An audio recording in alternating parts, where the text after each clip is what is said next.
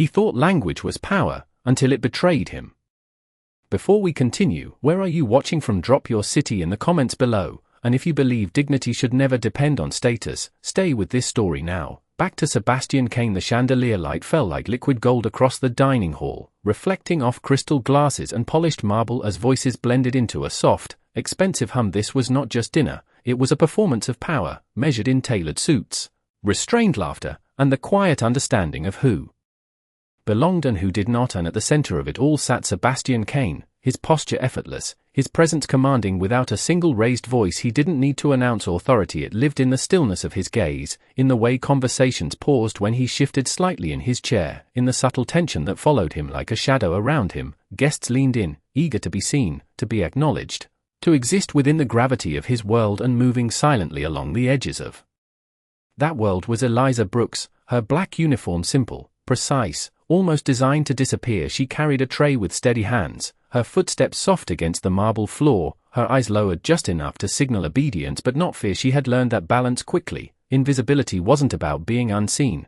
it was about not being noticed too much. The difference could cost you everything. Sebastian's voice cut through the room, smooth and controlled, the kind that didn't need volume to command attention. Eliza stopped mid-step, the tray steady despite the sudden shift in air around her. Come here, he said, not looking at her directly, as if the instruction itself was enough to pull her into orbit. The guests turned, curiosity flickering across their faces, subtle smiles already forming, anticipating something, entertainment, perhaps. Eliza stepped forward, each movement measured, each breath controlled. She placed the tray gently on the edge of the table, her hands retreating to her sides. Yes, sir, she said quietly, her voice barely rising above the soft clink of glass. Sebastian leaned back slightly, exchanging a glance with one of his associates before speaking again, this time in Italian, fluid and deliberate, his tone laced with something sharper than the language itself. A few of the guests chuckled under their breath, catching the meaning, recognizing the intent. It wasn't a request, it was a performance,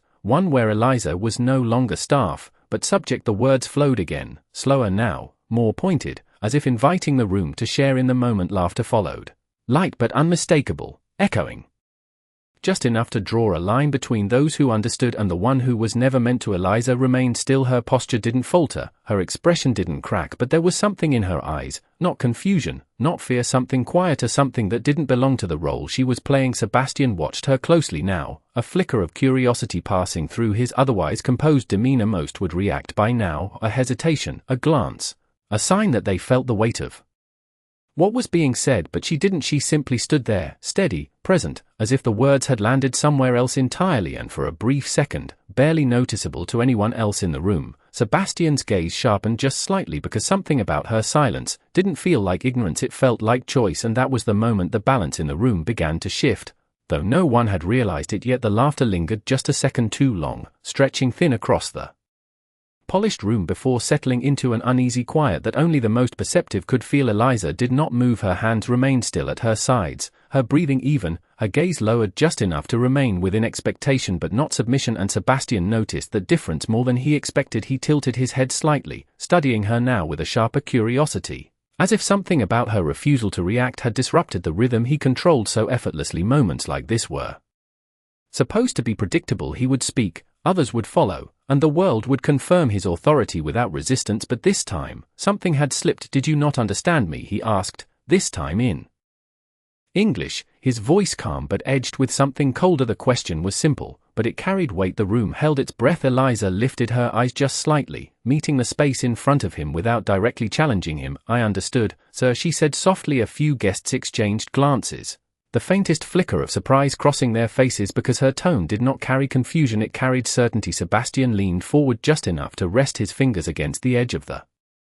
table, the subtle movement drawing attention back to him. Then perhaps, he said, switching back into Italian again, slower now, more deliberate, you should demonstrate that understanding. A quiet ripple of amusement moved through the guests again, but it was softer this time, less confident, as if something in the air had shifted beyond their grasp. Eliza turned slightly toward the table, her movements precise. She reached for a glass that had been left half empty and adjusted its position by less than an inch, aligning it perfectly with the others. Then she stepped back into place. It was a small action, almost insignificant, but it was exactly what had been instructed. The precision of it landed differently this time. No hesitation, no guesswork. A few of the guests straightened in their chairs, their smiles fading at the edges, because now the moment was no longer entertainment, it was observation. Sebastian's fingers stilled against the table, his gaze fixed on her, longer now, deeper.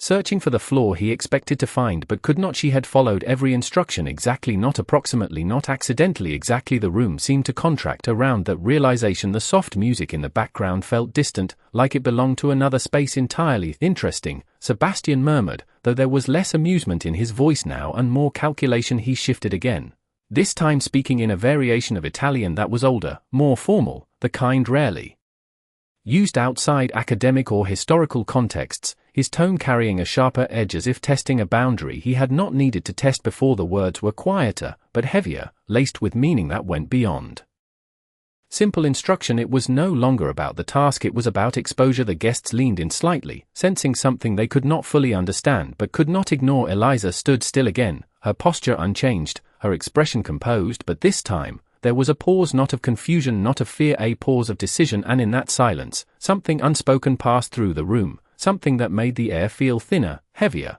Waiting, Sebastian watched her closely, his confidence still intact but no longer effortless, because for the first time that evening, he was not entirely certain of the outcome, and that uncertainty, however small, was enough to shift the balance just 1 inch further than he intended. The pause stretched just long enough to become visible, like a crack forming beneath polished glass. Eliza did not rush to fill it, she did not look away either. Her gaze remained steady, not defiant, not submissive, simply present, as if she had stepped outside the script.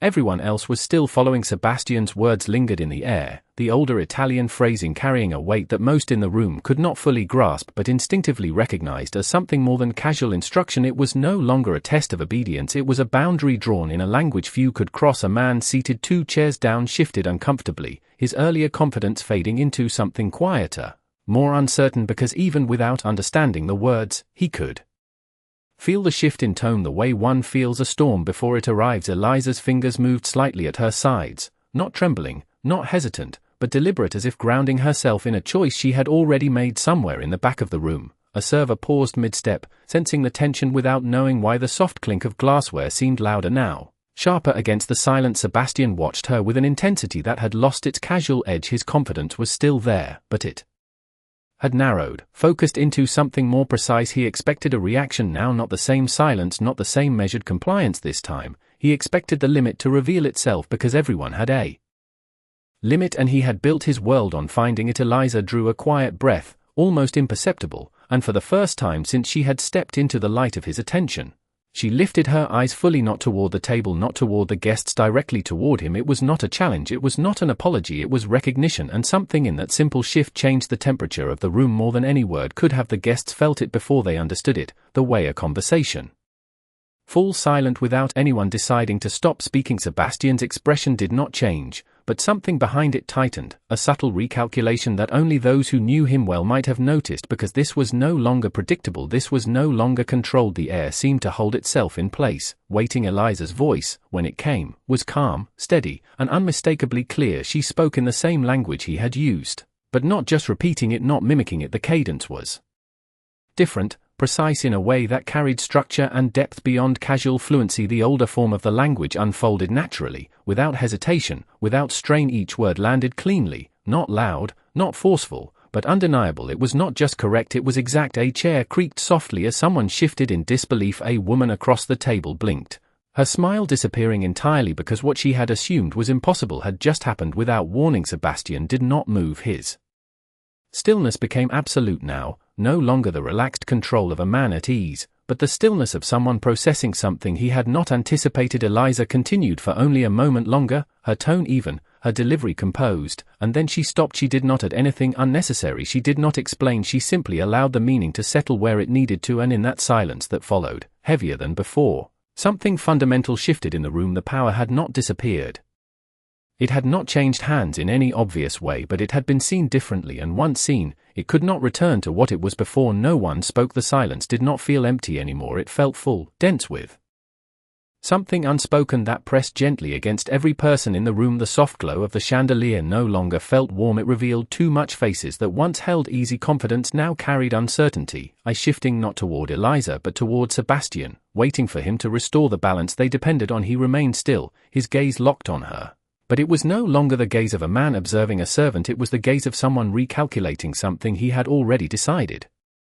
Sebastian Cain had built his world on control, on reading people before they even understood themselves, on knowing exactly where every conversation would lead before it began. But this moment had not followed his design. Eliza had not just answered him, she had stepped into a space he had assumed was his alone, and she had done it without raising her voice, without asking for permission, without breaking a single rule that anyone could point to. A man near the end of the table cleared his throat quietly, as if trying to reset the atmosphere, but the sound dissolved quickly, swallowed by the tension that refused to lift. A woman reached for her glass and then hesitated, her hand hovering for a second before pulling back, as though even small movements required reconsideration. Now Sebastian finally shifted, a subtle movement, but in a room like this, it carried weight. His fingers tapped once against the table, not impatient, not nervous, but thoughtful. He leaned back slightly, his expression returning to something more composed, but not the same as before. Something had changed in the way he looked at her, not softer, not kinder, but sharper, more aware. "Where did you learn that?" he asked, his voice calm, controlled,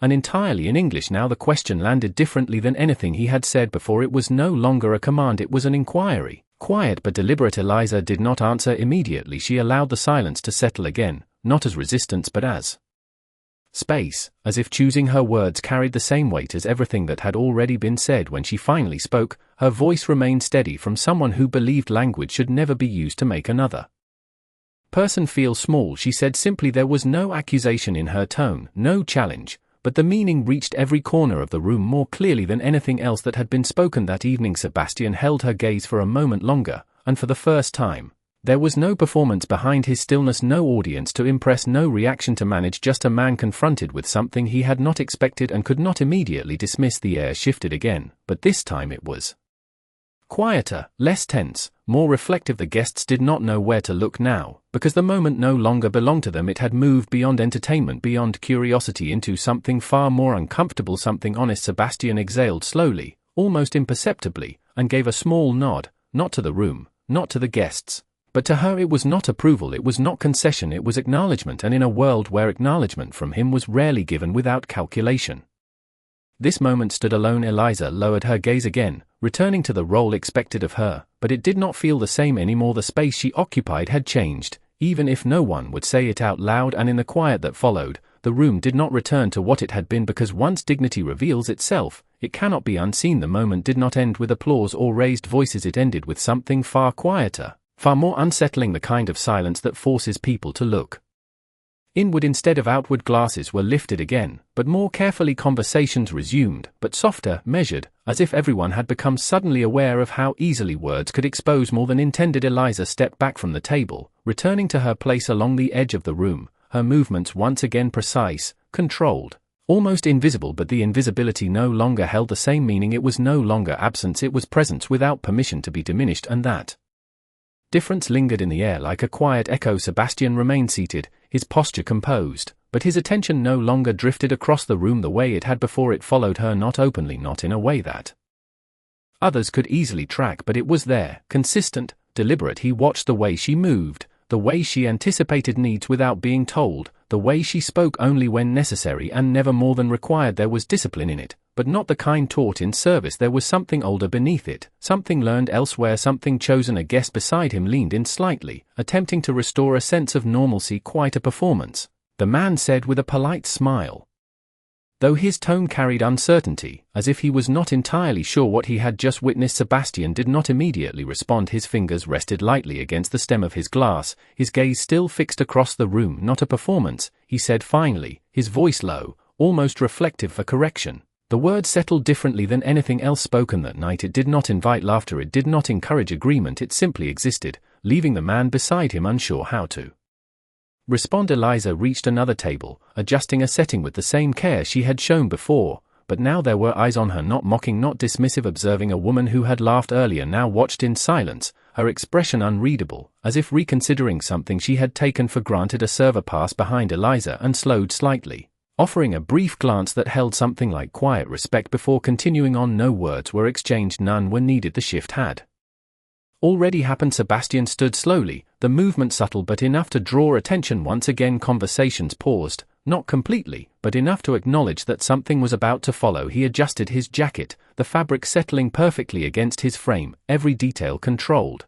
Every gesture intentional, yet there was a difference now, a slight delay, a fraction of a second that had not been there before. He walked a few steps across the room, stopping just short of where Eliza stood. She turned slightly, acknowledging his presence without stepping back, without lowering herself beyond what was necessary for her role. The distance between them was small, but it carried weight. "You have been here how long?" he asked, his voice quieter now, not for the room, but for her. "3 weeks, sir," she replied. Her tone remained steady, unchanged. He studied her for a moment, as if measuring something that could not be easily named, and before that he asked. The question hung between them, not demanding, not forceful, but undeniably intentional. Eliza's gaze lowered briefly, not in avoidance, but in thought. When she looked up again, there was no hesitation. "A different life," she said simply.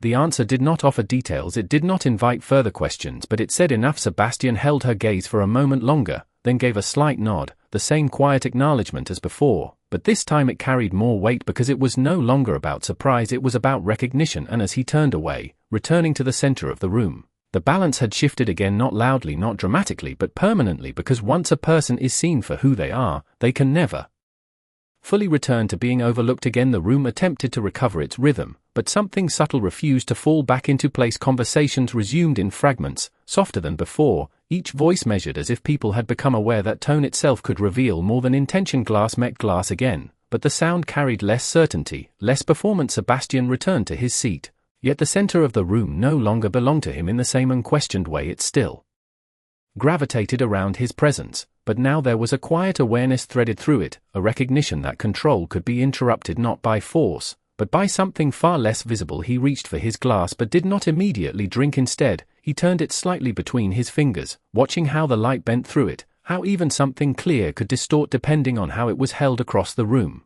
Eliza continued her work without hesitation. She moved from table to table with the same calm precision, but now her presence carried a different weight. It was not louder, it was not more visible in any obvious sense, but it was no longer dismissible. A man who had earlier leaned back in his chair with casual arrogance now straightened slightly as she approached, offering a small nod when she adjusted his place setting. It was instinctive, almost unconscious, but it spoke volumes. A shift had taken place without announcement. Sebastian noticed everything. He noticed the way the room adjusted around her, the subtle recalibration of attention, the absence of laughter where it had once been easy. He noticed how no one spoke to her the same way they had before, how even silence around her now held a form of respect rather than disregard. This was not something he had orchestrated, it was something that had emerged, and that made it far more significant. He set his glass down carefully, the soft contact against the table echoing just enough to draw a glance from the man seated beside him. "You are quiet tonight," the man said, attempting a light tone, but the edge of curiosity was unmistakable. Sebastian did not look at him immediately. "I am listening," he replied, his voice low,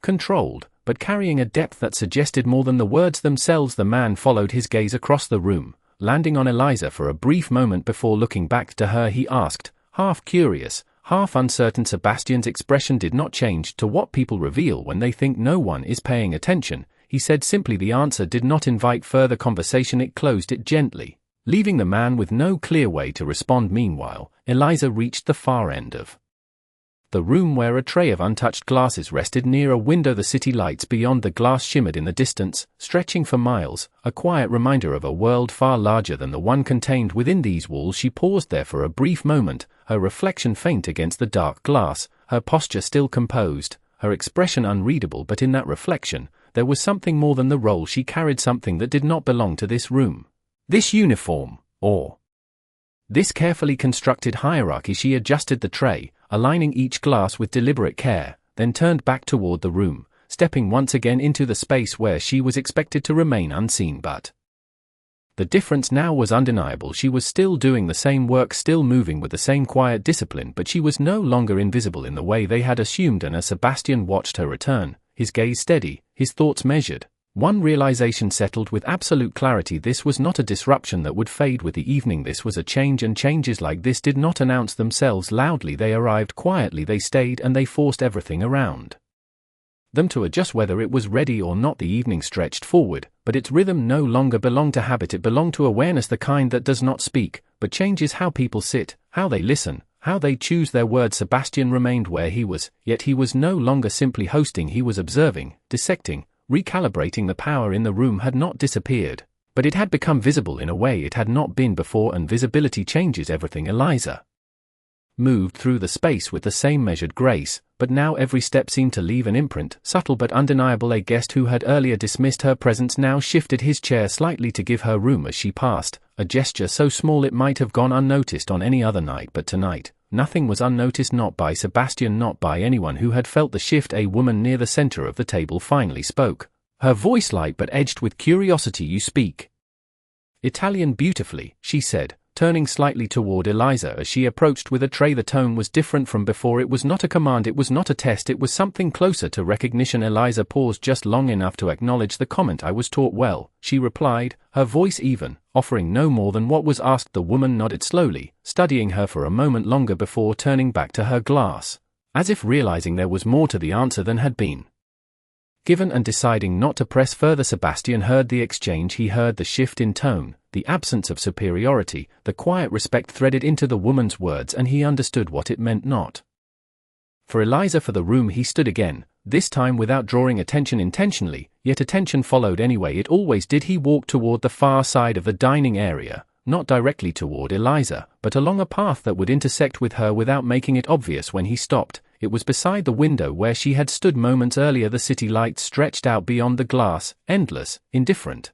a reminder that even the most controlled environments exist within something far larger. Eliza approached with another tray, her steps steady, her focus forward. She did not hesitate when she reached him, but she did not rush either. She simply stopped, waiting as protocol required. There is something you did not say, Sebastian said quietly, his voice low enough that it did not carry beyond the space between them. Eliza held her position, her posture composed. There are many things I did not say, she replied. The answer was not evasive, it was precise. Sebastian studied her, the faint reflection of the city lights catching in his eyes. Most people would have explained themselves, he said. Most people would have apologized for making others uncomfortable. Eliza's gaze lifted slightly, not fully meeting his, but close enough to acknowledge the weight of his words. Most people are taught that silence is safer than truth, she said softly, and sometimes it is. She paused, just a fraction of a second, before adding, but sometimes silence is what allows something wrong to continue without question. The words did not accuse, they did not challenge directly, but they settled into the space between them with quiet certainty. Sebastian did not respond immediately. He turned his gaze toward the window, toward the city beyond, as if measuring something that extended far past the room they stood in. And in that moment, for the first time that evening,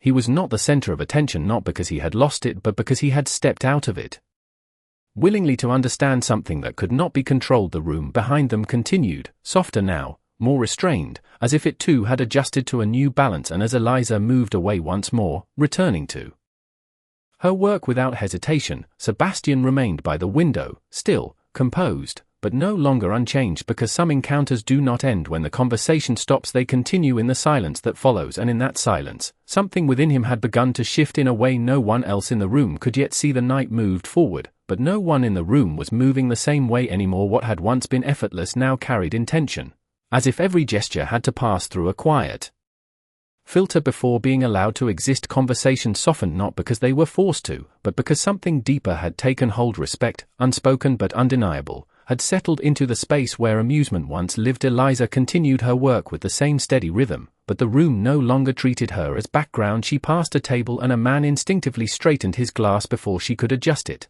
a small gesture that revealed more than any apology could. He did not look at her directly, but he did not dismiss her either, and that difference, subtle as it was, carried weight. Sebastian remained by the window for a moment longer, watching the city lights stretch endlessly beyond the glass. He had spent years building a world where every variable could be anticipated, every reaction calculated, every outcome guided toward his design. But what had happened tonight did not fit within those boundaries. It had not been force, it had not been defiance, it had been something far more precise, a correction, delivered without aggression, without demand, and yet impossible to ignore. He turned slowly, his attention returning to the room, but his gaze did not sweep across it the way it once did. It moved with purpose, finding Eliza again not as a subject, but as a point of understanding. She was near the far side now, speaking quietly with another staff member, her tone calm, her posture unchanged from before. Anyone who had not witnessed the earlier moment would see nothing Unusual, but those who could no longer see her the same way. Sebastian walked back toward the table, but he did not sit immediately. Instead, he remained standing for a brief moment, his presence drawing the room into a subtle pause without a word needing to be spoken. The guest sensed it, the shift in his stillness, the difference in how he carried himself, not weaker, not uncertain, but altered, as if something had been added rather than taken away. He reached for his glass, lifted it slightly, then set it back down without drinking. "There is a difference," he said quietly, his voice carrying just enough to reach those closest. And then gradually the rest of the table, between control and understanding. The words were not directed at anyone specifically, yet everyone heard them. Conversation stilled again, not out of obligation, but out of recognition that something meaningful was being said. "Control assumes you already know who someone is," he continued, his tone steady, measured. "Understanding requires you to admit that you might not." No one interrupted, no one laughed. The room listened, not because they had to, but because the moment demanded it. Sebastian's gaze shifted briefly toward Eliza, just long enough for the connection to exist without being announced. "And when you choose control without understanding," he said, "you risk revealing more about yourself than you intended." The words settled into the room with quiet finality. There was no need to raise his voice, no need to elaborate. The meaning had already taken root. He sat down then, the movement smooth, composed, but no longer carrying the same unchallenged authority as before. It was something different. Now something more aware. Eliza did not react outwardly. She did not look toward him, did not acknowledge the shift directly. She simply continued her work, adjusting a setting, clearing a glass, moving through the space with the same quiet discipline. But the room felt it. The balance had changed again, not dramatically, not visibly in a way that could be easily described, but permanently, because once truth enters a space, even in its quietest form, it does not leave. And from that moment on, every person in that room understood something they had not understood before, not through force, not through instruction, but through a single moment where dignity refused to remain unseen. The evening did not end with a dramatic gesture or a final declaration. It ended the way all meaningful shifts do, quietly, almost imperceptibly, as if the room itself had learned something it could not unlearn. The conversations returned, but they carried a different tone now, stripped of the casual superiority that had once filled the space. Glasses were lifted with intention, words were chosen more carefully, and in the subtle spaces between those words, something new existed. Awareness. Sebastian remained seated, his posture composed, his presence still commanding, but no longer untouched by what had unfolded. He did not need to say anything more. The room had already absorbed what it needed to understand. His earlier words lingered, not as a lesson imposed, but as a truth revealed, and truths like that do not fade when the music resumes. They settle, they stay. Across the room, Eliza continued her work, the same as she had from the beginning, her hand steady, her movements precise, her expression calm. Nothing about her role had changed on the surface. She was still the one who adjusted the glasses, who cleared the table, who moved through the edges of a world that was not built for her. But beneath that surface, everything had shifted. A guest who had once laughed now offered a quiet thank you as she passed another step to side without being asked, creating space instead of taking it. No one announced the change, no one acknowledged it out loud, but it was there, undeniable, shaping every interaction that followed. Sebastian watched it all, not with control, but with understanding, and in that understanding, there was something unfamiliar, not weakness, not regret, but recognition of a moment where power had not been taken from him, but expanded by something he had not expected. He stood once more, but this time there was no need for attention to follow him automatically. The room did not pause because it had to, it paused because it chose to. That difference, subtle as it was, marked the final shift of the night. He walked toward the center of the room, his movement steady, his expression composed, and then he stopped just long enough for his presence to settle. "Respect," he said, his voice calm, carrying without force, "is not given by position." The words were simple, but they landed with weight because of everything that had come before. It is revealed in moments when no one thinks it matters. No one spoke, no one moved. The room held that silence, not out of obligation, but out of recognition that something honest had just been said. Sebastian's gaze moved briefly, not lingering, but precise enough to acknowledge Eliza without placing her at the center of attention again, and that choice mattered more than anything else because it restored something without turning it into spectacle. Eliza did not react outwardly. She did not look up or pause or change her pace. She simply continued her work, as she always had. But the room saw her differently now, not as someone to be overlooked, not as someone to be tested, but as someone who had already proven something no one could take away. And in that quiet continuation, her dignity stood stronger than any display could have made it. The night slowly returned to its rhythm, but it was not the same rhythm that had begun the evening. It was steadier, more grounded, shaped by a truth that had entered and refused to leave. And as the lights reflected softly across the marble and the final conversations of the evening settled into calm, one thing remained clear to everyone who had witnessed it, not because it was announced, not because it was forced, but because it had been shown without resistance. And that day, the world remembered what dignity looks like in a world where power speaks louder than truth. A mafia boss uses a foreign language to humiliate a black maid in front of an elite audience, believing control belongs to those who dominate the room. But what unfolds is a slow-burning reversal where dignity refuses to stay silent and intelligence reshapes the balance of power. This cinematic story blends emotional tension, social hierarchy, and psychological depth, delivering a powerful dark romance where silence becomes strength and language becomes a weapon turned back on its wielder. As the mafia boss begins to realize that authority without understanding is fragile, the Black Maid reveals a hidden depth that challenges every assumption made about her, creating a moment that shifts not only perception but respect itself. This dark romance explores themes of identity, quiet resistance, and the unseen strength of those underestimated, while capturing the emotional transformation of a man who thought he understood everything until one woman forced him to see differently. Through subtle glances, controlled dialogue, and the weight of unspoken truths, this dark romance unfolds with elegance and intensity, showing how power can be redefined without confrontation. The Black Maid does not raise her voice, yet she commands the room, and the mafia boss, for the first time, listens not as a ruler but as a man confronted with truth. This dark romance highlights the collision between status and humanity, where respect is not demanded but revealed in moments of quiet defiance. As the evening progresses, every interaction reflects a deeper shift, turning what began as humiliation into recognition, and what seemed like control into reflection. This dark romance ultimately delivers a message that resonates beyond the scene, reminding us that dignity cannot be erased, and that true power is not in domination, but in the ability to see others clearly. Within this emotionally charged dark romance, the transformation is not loud or dramatic, but undeniable, leaving behind a silence that speaks louder than any command ever could.